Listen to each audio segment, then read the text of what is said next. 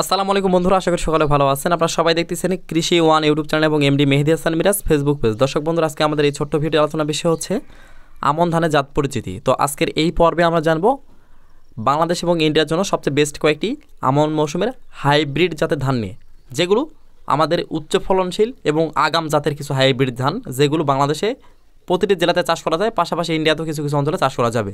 তো যাই হোক, মেন প্রসঙ্গটা হচ্ছে হাইব্রিড ধানের বৈশিষ্ট্য সম্পর্কে জানবো, কোন কোন ধান চাষ করতে পারবো আমন মৌসুমের জন্য হাইব্রিডগুলো অবশ্যই এই ভিডিওর মাধ্যমে জানিয়ে দেওয়ার চেষ্টা করবো। তো চলুন কন্টিনিউ করে আজকের পুরোপুরি ভিডিওটি।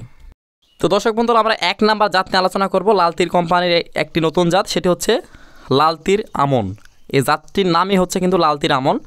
এটি হচ্ছে কিছু বৈশিষ্ট্য সম্পন্ন জাত। তার মধ্যে 1 নম্বর বৈশিষ্ট্য হচ্ছে এটি ব্লাস্ট রোগ প্রতিরোধী জাত। ব্লাস্ট রোগের জন্য আমাদের কোনো এক্সট্রা কোনো ফাঙ্গিসাইড ইউজ করতে হবে না। এবং এই ধানটি চিকন জাতের ধান। চিকন জাতের ধান কিন্তু বাজার মূল্য ভালো পাওয়া যায়, আর এটার ভাত খেতে সুস্বাদু। তবে এগুলো একটু হালকা নরম হতে পারে ভাতগুলো, কারণ হচ্ছে হাইব্রিড জাতের ধানের একটু ভাতগুলো নরম কোয়ালিটির হতে পারে।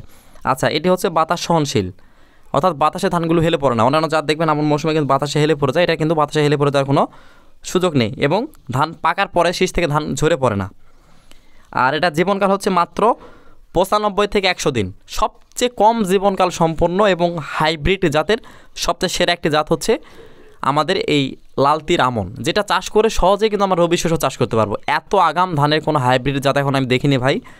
লাস্ট এটাই প্রথম দেখেছি লালতির আমন। এটা মাত্র 100 দিনের মধ্যে ধানটি কর্তন করা যাবে, অর্থাৎ যেদিন বীজ আপনি চারাতলায় ফেলবেন সেদিন থেকে আপনি ধান কাটার আগ পর্যন্ত 100 দিন সময় লাগবে মোট।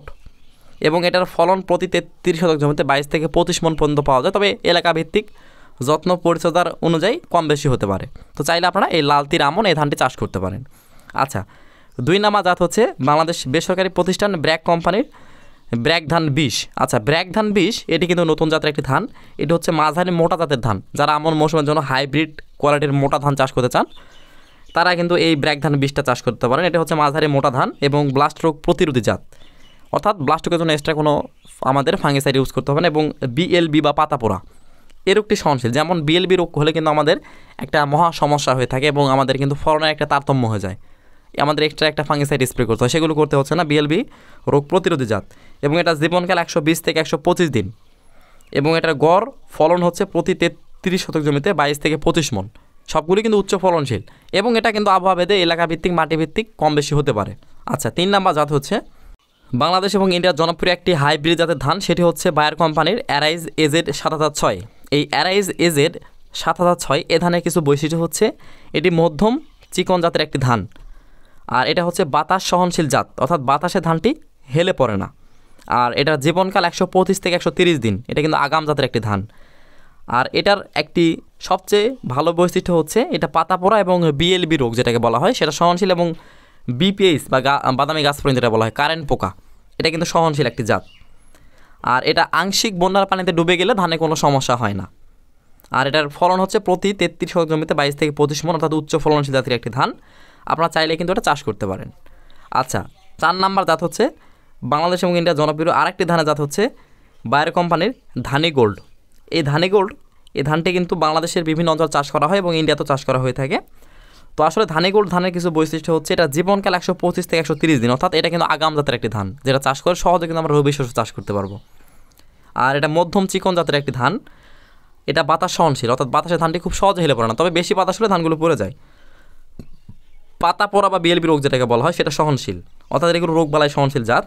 কারেন্ট পোকা খুব কম আক্রমণ করে এগুলোতে, এবং এটার গড় ফলন প্রতি বিঘা জমিতে 22 থেকে 25 মণ। এলাকা ভিত্তিক মাটি ভিত্তিক আবহাওয়া ভিত্তিক কিছু কম বেশি হতে পারে।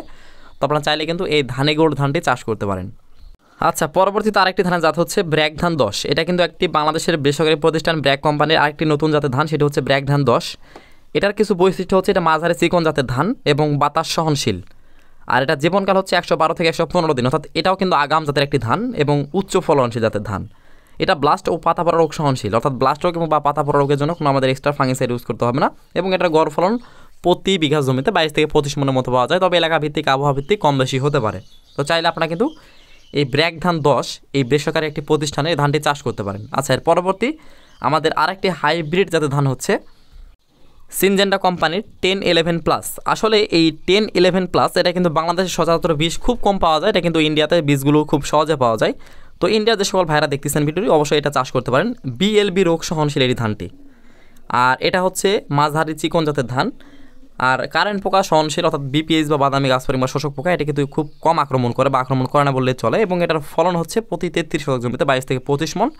এবং সবচেয়ে মজার বিষয়টা হচ্ছে এটি ফলস স্মার্ট বা লক্ষ্মীর গৌরব সহনশীল। আমাদের অন্যান্য জাতের তুলনায় কিন্তু এটা অনেক ভালো একটা দিক, যে অন্যান্য জাতের তুলনায় দেখবেন যে এই লক্ষ্মীর গৌরবটির কারণে কিন্তু আমাদের বিভিন্ন ধরনের ফাঙ্গিসাইড ইউজ করতে হয় এবং ধানের ফলনটা কমে আসে, ধানের বাজার মূল্য কমে যায়। তবে এটা সহনশীল এবং বাতাস সহনশীল, ধান গাছগুলো খুব সহজে বাতাসে হেলে পড়ে যায় না। আর এটা জীবনকাল হচ্ছে 140 থেকে 145 দিন, অর্থাৎ এটা জীবনকালটা একটু বেশি।